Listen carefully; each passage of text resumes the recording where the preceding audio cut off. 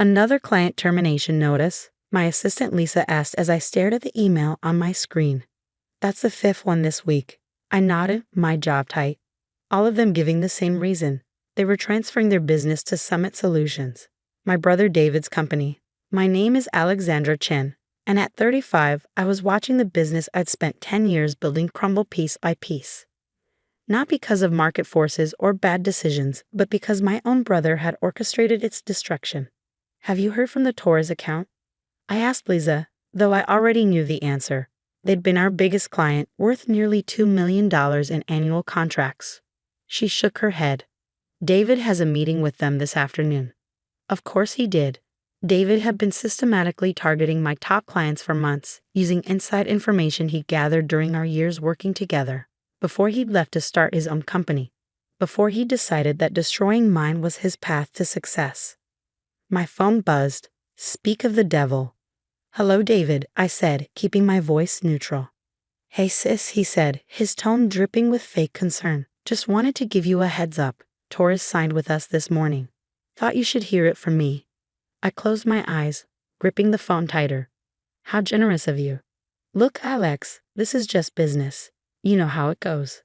The strong survive, the weak. He paused for effect. Well, they should probably start looking for new opportunities. Is that what Mom would say? I asked quietly. Is this how she raised us to treat family? His laugh was sharp. Don't bring Mom into this. She's been gone for 5 years. This is about business, not family. And frankly, you're not cut out for it. Never were. I thought about the flash drive in my desk drawer, the one containing information that could change everything. Maybe you're right, I said softly. Maybe I'm not cut out for this after all. Finally admitting it, he sounded smug. Tell you what, I'll buy your client list for 10 cents on the dollar. It's more than fair considering most of them are jumping ship anyway. I glanced at Lisa, who was watching me with concern. She knew what was in that flash drive too. Knew what David didn't. I'll think about it, I replied. Was there anything else? Yeah, actually, Mom's house. I think it's time we sold it. No point holding onto it when your company can't even afford the property taxes anymore. The house. Our childhood home, where Mom had raised us after Dad died. Where she taught us about business, ethics, the importance of family. David knew how much it meant to me. I understand, I said, my voice steady despite the anger burning in my chest. Send me the paperwork and I'll review it. After hanging up, I pulled out the flash drive and connected it to my laptop. The files inside were exactly as I remembered. Emails, financial records, client communications. All documenting David's methods for stealing my clients. What he didn't know was that I'd been gathering evidence for months.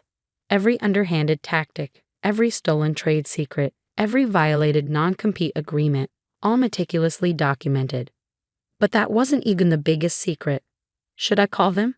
Lisa asked, knowing exactly what I was thinking. I nodded. It's time. Set up the meeting for tomorrow. She picked up her phone, dialing a number we'd had ready for weeks. Hello, Mr. Torres. Yes, this is Lisa from Chen Consulting. Ms. Chen would like to schedule that meeting we discussed.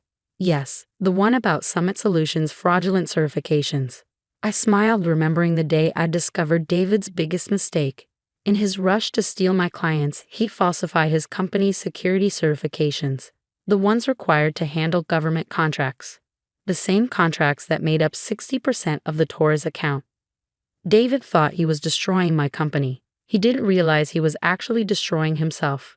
Meeting confirmed for 9 a.m., Lisa announced. Mr. Torres sounded very interested in what we have to share. I stood up, walking to the window of my office. The city sprawled below, including the gleaming building where David's company was headquartered. He was probably there now, celebrating his latest victory, thinking he'd finally beaten his big sister. Send the preliminary documents to the FBI as well, I told Lisa. It's time they had a look at Summit Solutions' certification records. Mom always said that success wasn't about being the strongest or the most ruthless. It was about being the smartest, the most prepared. About doing things the right way, even when others didn't. I touched the photo of her on my desk, remembering her words from so long ago. The truth always comes out, Alexandra. Your job is to be ready when it does. Well, Mom, I thought. I'm ready now. My phone buzzed again. Another message from David, checking in about that client list offer. TikTok, sis. Time's running out. I typed back a simple response. You're right, time is running out, but not for me. The next morning, I arrived at the office early. The meeting with Mr. Torres wasn't until 9, but I needed time to prepare. Lisa was already there, arranging documents on the conference room table. Everything's ready, she said, handing me a coffee. FBI agent Wilson called. They're very interested in the certification documentation we sent over. I nodded, reviewing the papers one last time. Financial records, emails, and most damaging of all, proof that David had forged federal security certifications to handle government contracts. It wasn't just unethical, it was criminal. My phone buzzed. David again. Just had breakfast with Johnson Tech. Guess who's their new strategic partner? Your client list offer expires at noon. Take it or leave it. I set the phone down without responding. Johnson Tech was about to learn some interesting things about their new partner. At 8:55, Mr. Torres arrived. He was a tall man with sharp eyes and an even sharper mind. Exactly the kind of person who wouldn't appreciate being deceived. Alexandra, he said as I greeted him, your message was concerning. You mentioned something about Summit Solutions certifications. Please sit down. I gestured to the conference room. What I'm about to show you affects not just your company, but potentially your government contracts as well. For the next hour, I laid out everything we discovered. How David had falsified his company's security credentials. How he'd used stolen information to poach clients. The federal regulations he'd violated in the process. Mr. Torres's face grew darker with each revelation. These government contracts, he said slowly, they require top-level security clearance. If Summit Solutions isn't properly certified, your company could be held liable. I finished. The contracts could be voided, and there might be federal penalties. He picked up one of the documents, examining it closely. And you can prove all of this. I pulled out the flash drive. Every email, every falsified document, every violation. It's all here. The FBI already has copies. His hand tightened around the paper. That son of a... He assured us everything was in order. We have millions riding on these contracts. I know, I said softly. That's why I called this meeting. You needed to know the truth before it was too late. Just then, my phone buzzed again. David was calling. I let it go to voicemail. What happens now? Mr. Torres asked, his voice tight with controlled anger. That depends on you, I replied. Chen Consulting still has all the proper certifications. We can handle the transition back, minimize any disruption to your operations. He nodded slowly. And Summit Solutions?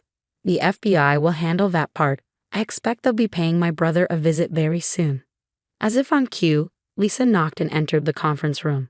Sorry to interrupt, but you'll want to see this. She turned on the TV mounted on the wall. The news headline made my breath catch. FBI raids local tech company over fraudulent government certifications. The camera showed agents entering Summit Solutions building, boxes of documents in their hands.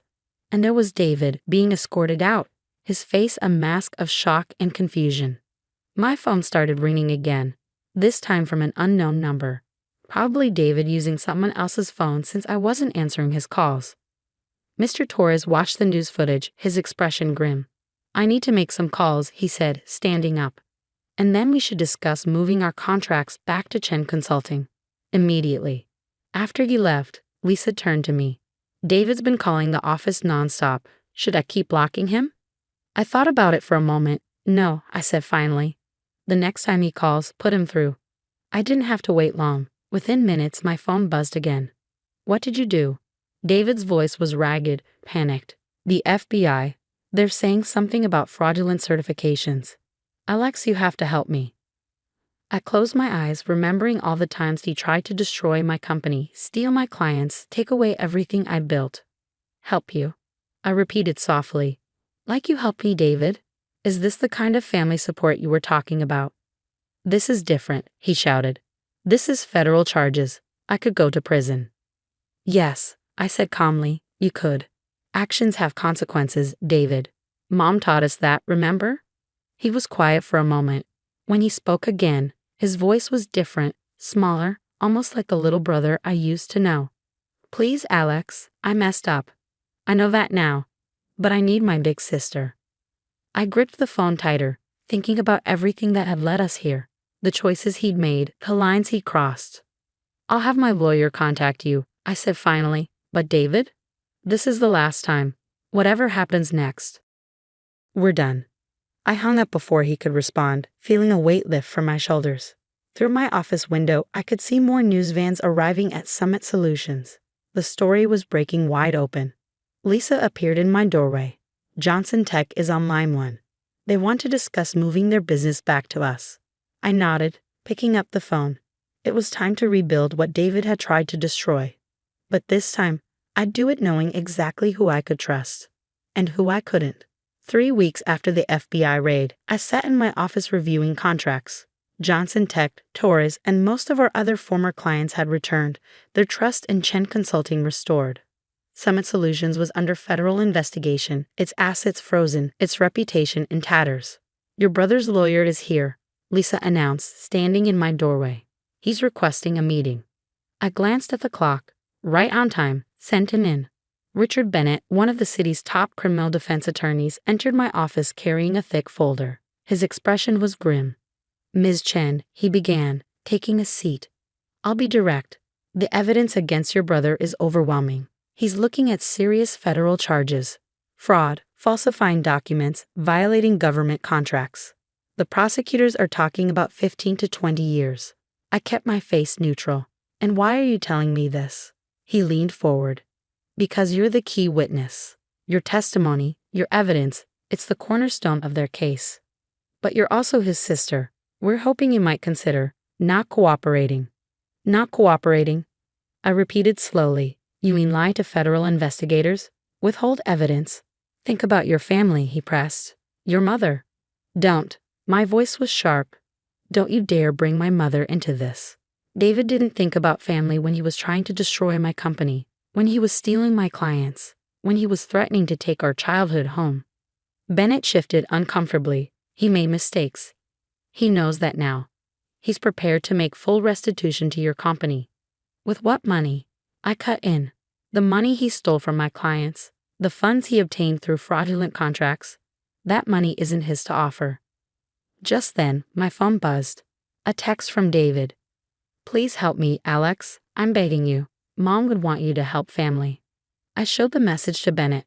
"See this? Even now, he's trying to manipulate me, using our dead mother to avoid consequences." "Ms. Chen." "No," I said firmly. "I'll tell you exactly what I'm going to do. I'm going to testify. I'm going to provide every piece of evidence I have. And I'm going to make sure that everyone knows exactly what David did. He's your brother." Bennett tried one last time. "Yes, he is. And that's why this hurts so much. But sometimes the people who hurt us most are the ones closest to us. And sometimes loving someone means letting them face the consequences of their actions."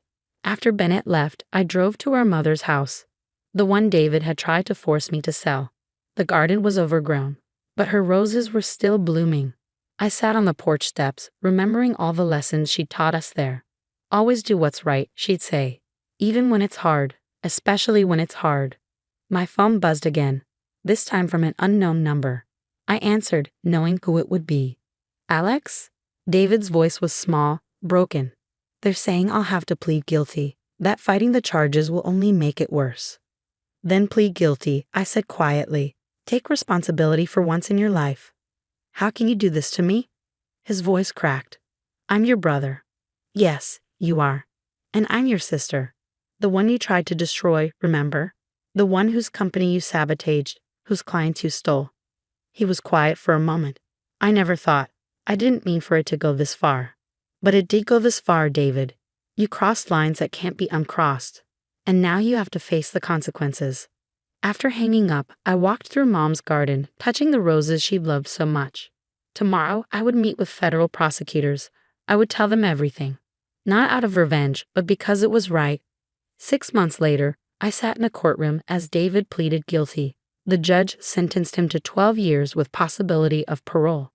As they led him away, he looked back at me one last time. I saw something in his eyes I'd never seen before. Understanding.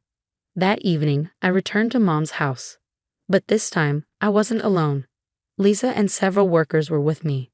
"Are you sure about this?" Lisa asked as we walked through the overgrown garden. I nodded. Mom always wanted to help people. This is how we'll honor her memory. The sign was already being installed at the front gate. Chen Foundation, supporting ethics in business. We were turning the house into a nonprofit, dedicated to helping small businesses protect themselves from fraud and unfair practices. David's actions had shown me how vulnerable companies could be. Now I would use that lesson to help others. In my office at Chen Consulting, I kept one reminder of everything that had happened. The flash drive that had started it all. Not as a trophy, but as a reminder that sometimes doing the right thing means making the hardest choices. David writes to me sometimes from prison. His letters are different now, more reflective, less manipulative. Maybe he's changed. Maybe he hasn't. But I know I did the right thing, not just for me, but for him too. Mom always said that true strength isn't in winning at any cost.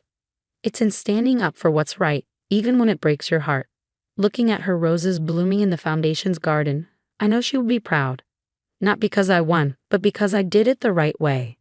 Sometimes the hardest lessons come from the people we love most. But sometimes those lessons lead us exactly where we need to be.